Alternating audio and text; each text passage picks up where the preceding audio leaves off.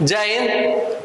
Finland Ukraine की राह पे आगे बढ़ रहा है, तो इस पूरी वीडियो में जानेंगे क्या है मामला, क्या होता है नाटो, कहां पे फिनलैंड ज्वाइन किया है, क्यों उसकी कंडीशन यूक्रेन जैसी हो सकती है, दुनिया का इतना खतरनाक देश रूस जो साल भर से यूक्रेन को तबाह कर दिया है, फिनलैंड पे अपनी नजर डाल रहा है। तो पूरा वीडियो बहुत ध्यान से देखिए, इसमें एनालिसिस करते हैं कि क्या होता है नाटो, क्यों मेंबरशिप लेना खतरनाक साबित हो सकता है। तो चलिए शुरू करते हैं।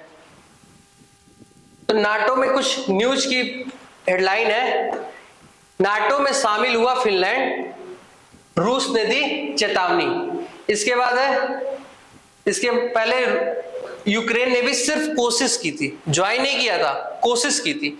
अब साल भर पिटाने के बाद रूस ने एकदम जम के धोया है, एकदम कबाड़ा बना दिया है। अभी भी यूक्रेन कह रहा है कि अब हम ज्वाइन करेंगे। अरे उसमें जो शर्तें होती हैं वो तो फॉलो कर लो पहले, आगे देखते हैं। नाटो में शामिल हुआ फिनलैंड, रूस बिफरा, कहा हम सख्त कार्रवाई करेंगे। अब समझ लीजिए रूस के जो पुतिन है ना, बहुत खतरनाक है। इसके बाद है NATO at Russia's door as Finland join club, Finland turns to the right as it prepares to enter NATO.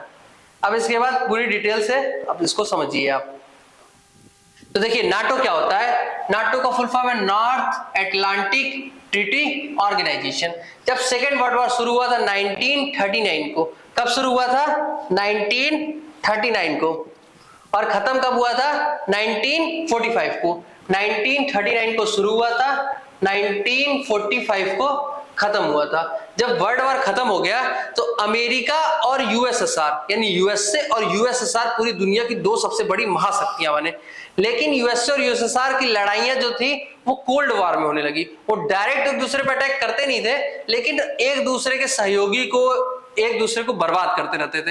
यानी जो अमेरिका का साथ दिया वो पिटाया, जो रसिया का साथ दिया वो भी पिटाया, और बचे कौन रह गए, अमेरिका और रूस। लेकिन जब समय आता है, समय धीरे धीरे बीतता है, साल आता है 1991, उसमें रूस हो जाता है बर्बाद और टूट जाता है 14 देशों में।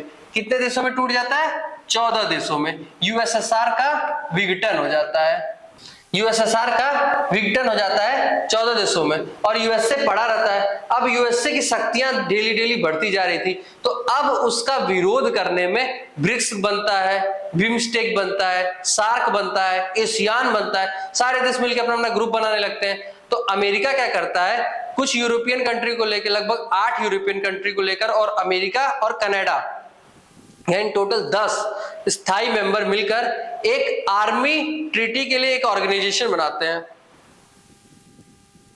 अटलांटिक सी के ऊपर के कुछ देश मिलकर एक ऑर्गेनाइजेशन बनाते हैं जिसका नाम रखते हैं NATO, North Atlantic Treaty organisation.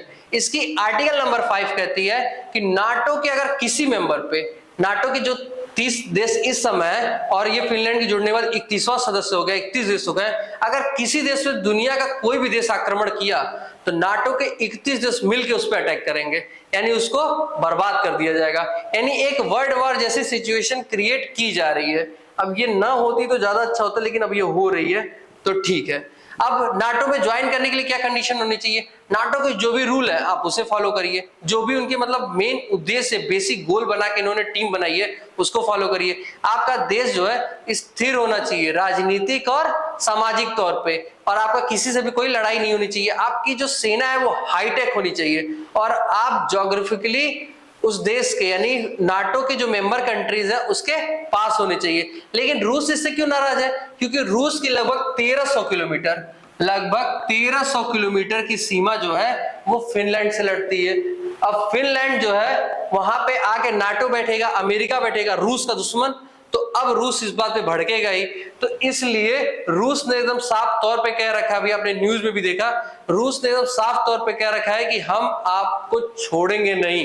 अब उसका माथा गया है, हो गया एकदम खराब। तो इससे पहले यूक्रेन की हालत खराब कर चुका है। तो अब आपका क्या मानना, आप इसको कमेंट बॉक्स में बताइएगा। मिलते हैं नेक्स्ट में किसी अलग केस स्टडी के साथ। Thank you, keep study, keep healthy, keep motivating.